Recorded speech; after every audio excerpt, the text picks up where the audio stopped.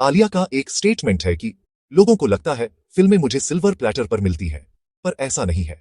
Seriously, इतना privilege होने के बाद भी उसे मना करना, ये तो अलग ही लेवल का दोगलापन है।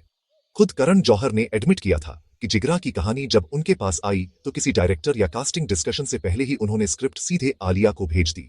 इसे ही तो कहते हैं सिल्वर प्लेटर।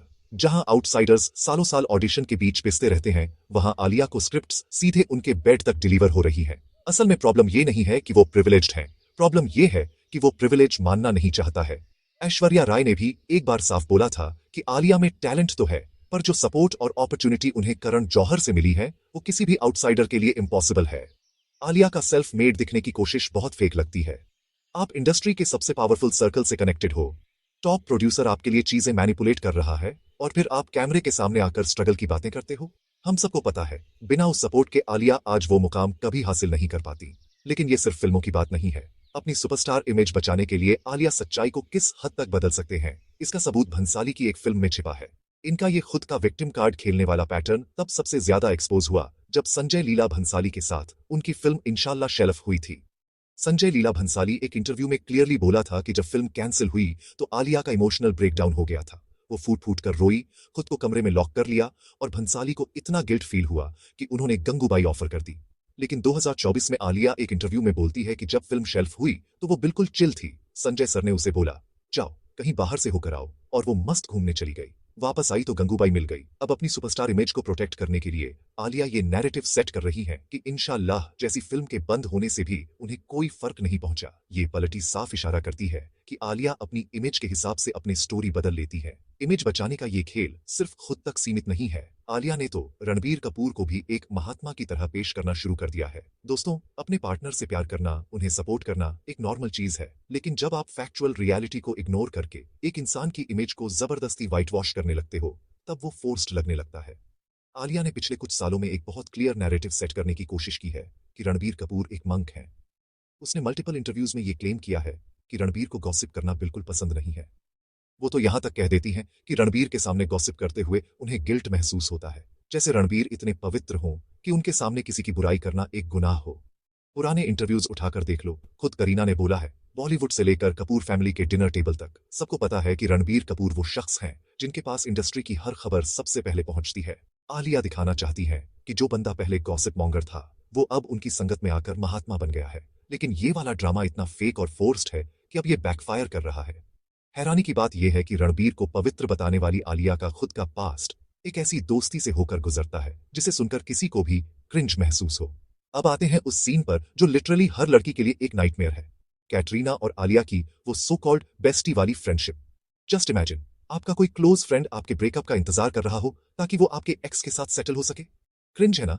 जब कैटरीना और रणबीर एक सीरियस रिलेशनशिप में थे, तब आलिया सडनली कैटरीना की क्लोजेस्ट फ्रेंड बन गई थी। जिम साथ जाना, कैटरीना से फिटनेस टिप्स लेना और इंटरव्यूज में आई अडोर हर वाला ड्रामा करना, ये सब अब एक प्री प्लान्ड ड्रामा लग रही है। आलिया को रणबीर पर पहले से क्रश था, ये बात सबको पता थी। पर एक गर्ल कोड होता है, आप अपने दोस्त के पार्टनर पर नजरें नहीं जमाते। लेकिन जैसे ही कैटरीना और रणबीर का ब्रेकअप हुआ, आलिया ने सडनली कैटरीना को साइड कर दिया और रणबीर के साथ अपना सीन सेट कर लिया। ये कोई कोइंसिडेंस नहीं, एक प्लान्ड मूव लगता है। फ्रेंडशिप सिर्फ इसीलिए की ताकि रणबीर के सर्कल में एंट्री मिल सके। रास्ता क्लियर होते ही पुरानी दोस्ती पूरी तरह बिखर गई। अब वो ऑडियंस को मैनिपुलेट करती है कि इट जस्ट हैपेंड।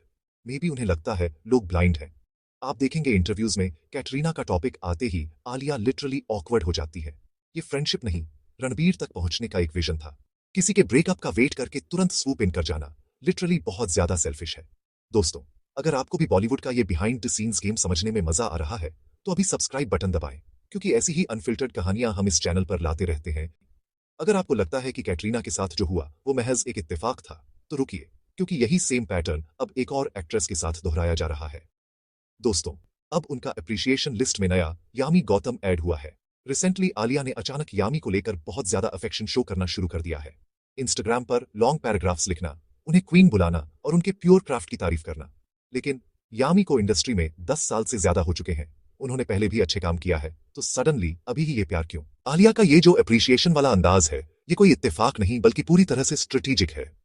अब यामी गौतम सिर्फ एक टैलेंटेड एक्ट्रेस नहीं है, वो आदित्य धार की वाइफ भी है, जो उरी और धुरंधर जैसी फिल्म के डायरेक्टर और प्रोड्यूसर हैं। इस वक्त यामी और आदित्य धर बॉलीवुड में बहुत पावर और इन्फ्लुएंस होल्ड करती है। आलिया ने जैसे कैटरीना को तब फ्रेंड बनाया था जब कैटरीना अपने पीक पर थी, ठीक वही पैटर्न अब यामी के साथ दिख रहा है। जब आप सिर्फ उन्हीं लोगों को अप्रिशिएट करते हो जो पावर होल्ड करते हैं, तो वो अप्रिशिएशन नहीं, एक अपॉर्चुनिस्टिक मूव लगता है। आलिया को पता है कि आगे चलकर आदित्य धर के प्रोजेक्ट्स में काम करना है, तो उनका रास्ता यामी गौतम से होकर जाएगा। ये जेन्युइन बॉन्ड नहीं है, ये सिर्फ आदित्य धर के साथ काम करने के लिए एप्रिसिएशन है। दोस्ती और काम के इन उलझे हुए रिश्तों के पीछे आलिया अकेली नहीं है। इसमें उनके पार्टनर रणबीर का वो सीक्रेट गेम भी शामिल है जिसे वो दुनिया से छिपाते हैं। रणबीर का दावा है कि उनकी कोई पीआर टीम नहीं है। इस ब्रूटल कंपटीशन वाले दौर में आप बिना किसी स्ट्रैटेजी के टॉप पर बैठे हो, इसका कोई लॉजिक ही नहीं बनता। ये एक स्मूथ इमेज मैनेजमेंट का हिस्सा है जिसे ये दोनों स्मार्टली यूज कर रहा है। रानी मुखर्जी भी सोशल मीडिया पर नहीं है, पर सबने देखा कि उनकी पीआर टीम कितनी एक्टिव रहती है।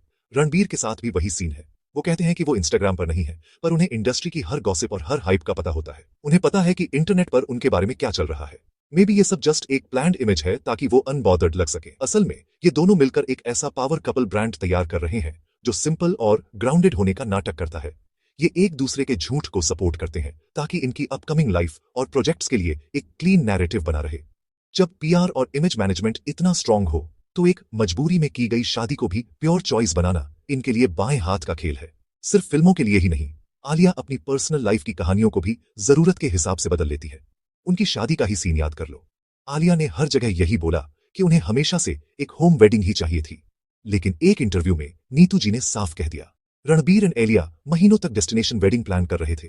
मगर सच तो ये है कि इस जल्दबाजी और होम वेडिंग के पीछे की असली वजह लंबा चलता पेंडेमिक और शादी से पहले उनकी प्रेगनेंसी थी।